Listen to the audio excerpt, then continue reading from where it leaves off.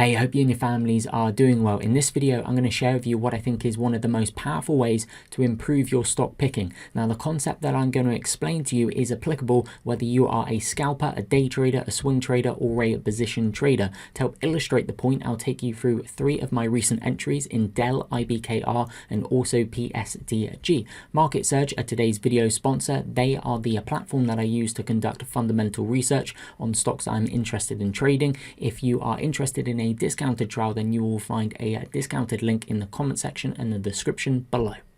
Okay guys, part 1, this is DELL. So I took an entry on DELL on the 7th of May 2024. Took a couple of days for it to start getting out of the proverbial gate from this large VCP type pattern, right? You get 1 contraction, 2 contraction, 3 contraction, 4 contractions, building higher lows. The volume is drying up, the relative strength line is ticking up. But what really got my attention here is the technical relative strength that DELL was showing. See how DELL holds way above its 50, when the indexes were just rolling out of bed down here in the middle of April. So this is going to be the main point of the video, looking for relative strength when the applicable major index is displaying relative weakness. So you will see this on the 1-minute chart, the 5-minute chart, the 15-minute chart, the hourly chart, the daily chart, the weekly chart. So it really doesn't matter if you're a scalper, a day trader, a swing trader like me, or a position trader. We're looking for relative strength when the major index and the applicable major index is displaying weakness. So it's just rolling over, supply is overpowering demand. What are the stocks that hold up best? What are the stocks that are being accumulated, are being supported?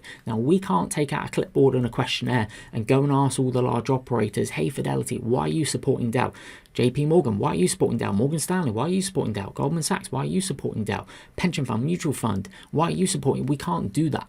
Okay, we just cannot do that. But what we can see, we can visually see the support, the strength, the accumulation going on. So I'm going to take you through DELL, IBKR, and also PSTG and show you this. And I'd encourage you, go and look as well. Look at daily charts if you're a more swing trader. If you're a little bit more intraday, take a look at 1-hour charts, 15-minute charts. Look for when the indexes are showing relative weakness versus the stock. So when the indexes are rolling out of bed, what are the stocks that display relative strength? So when the indexes show weakness, we're looking for stocks that display strength. And it's relative strength. So let me illustrate this point to you, okay? So this is obviously the daily chart here. So if we look at this period from the 11th of April down to the 22nd of April, okay? If we just do these for both of them, so the 11th of April down here to the 22nd of April. Now, what I like doing is looking at the moving averages as reference points, okay? So what we see here is the triple Q is very weak, right? Very bearish bar, it's a bearish engulfing candlestick here, and the triple Qs just rolls out of bed down here. And it closes below the 50-day being the purple line, the 21-day being the blue line, and the 10-day EMA being the black line. See this? It's just rolling out of bed down here. But what is DELL doing? Does DELL close below its 50-day moving average? No. Does it even get close to it? No. Does it even undercut it? No. Why is DELL showing this relative strength when the indexes just fall out here, just roll out of bed? Why does DELL do this? Sure, it goes down, but it goes down a lot less than the indexes and holds up above, say, the 50-day, which is going to be an important longer-term, mid-term moving average. Someone somewhere, for some reason, was supporting DELL. We don't know why, we don't know their intentions, we just know that they are. Very interesting concept. And then the indexes goes and puts in a high low. It's actually back-to-back high lows. There's a gap down reverse bar. If you follow me for a little while, you'll know about gap down reverse bars. And then another high low being this shakeout demand tail. Okay, the indexes are looking a bit more constructive here. High low, gap down reverse bar, high low, shakeout demand tail. And where is DELL? Well, DELL has also put in this high low, but note that it then closes above, the 10-day, 21-day, and the 50-day. So while the index is still down here, closing below its 21 and its 50, look at DELL.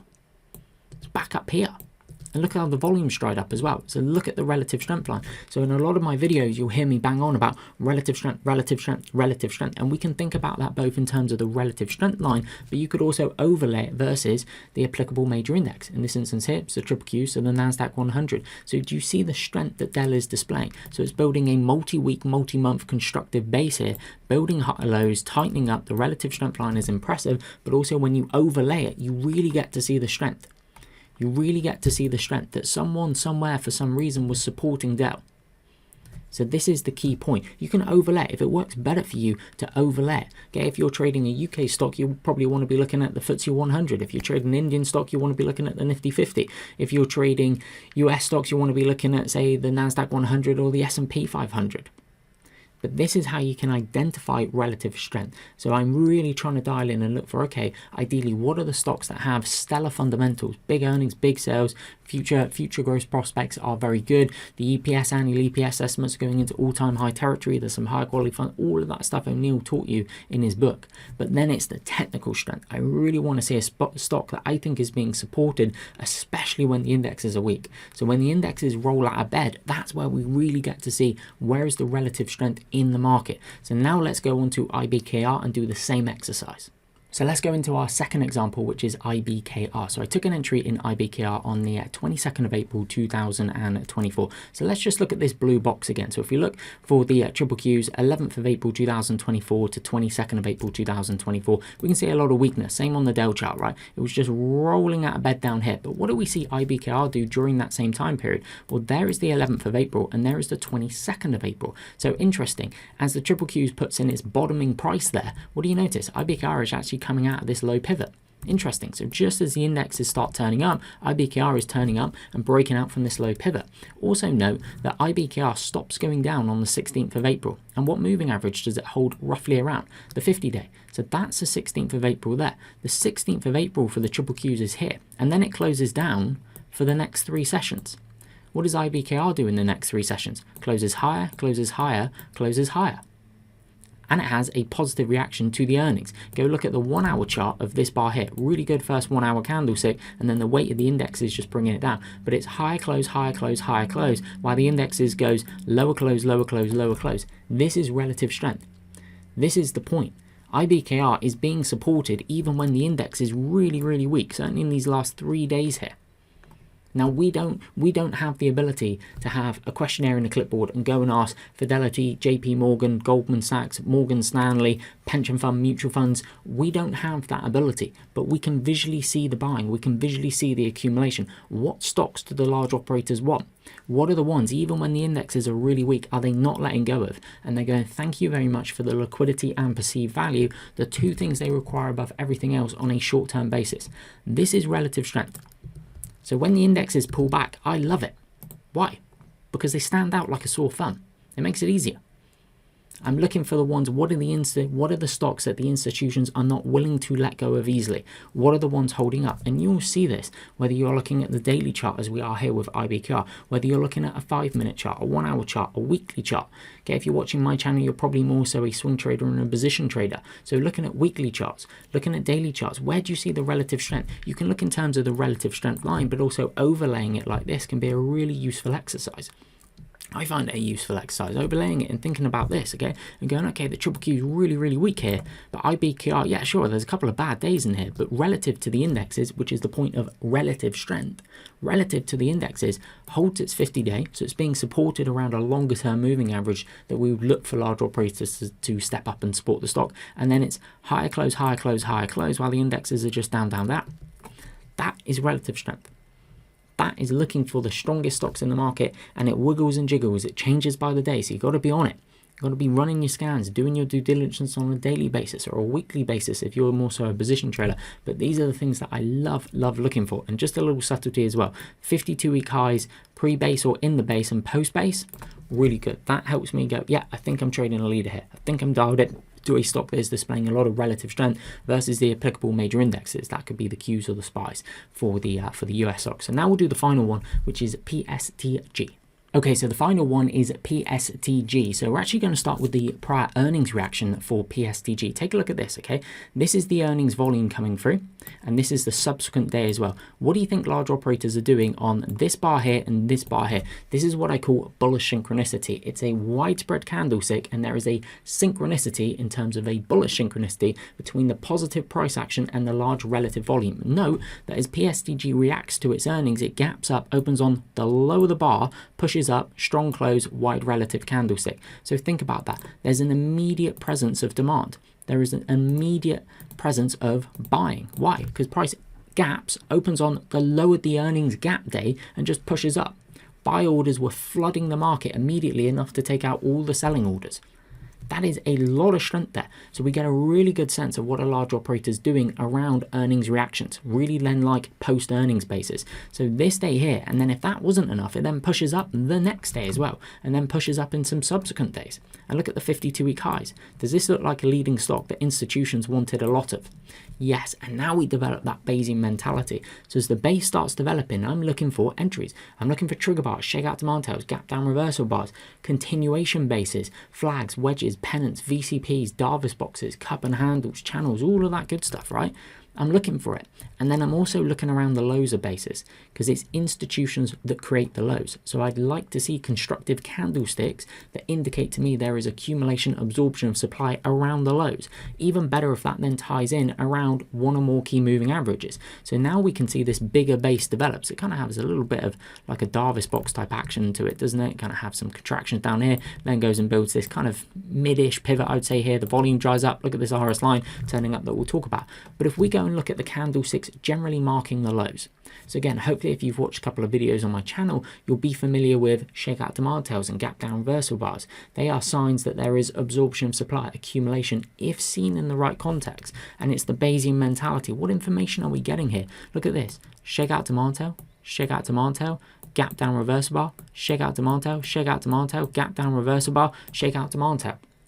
How much information do you want in the base? How much information do you want pre-base?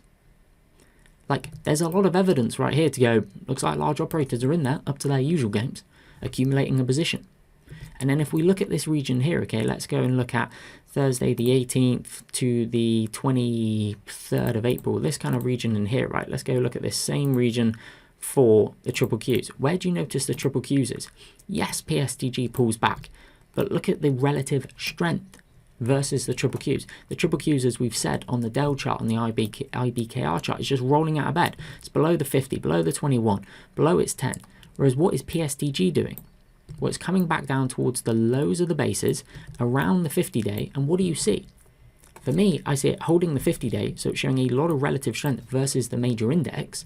And then it's putting in these shakeout demand tails. Then it puts in a gap down reversal bar just underneath the 50. Then it puts in this shakeout demand tail over here.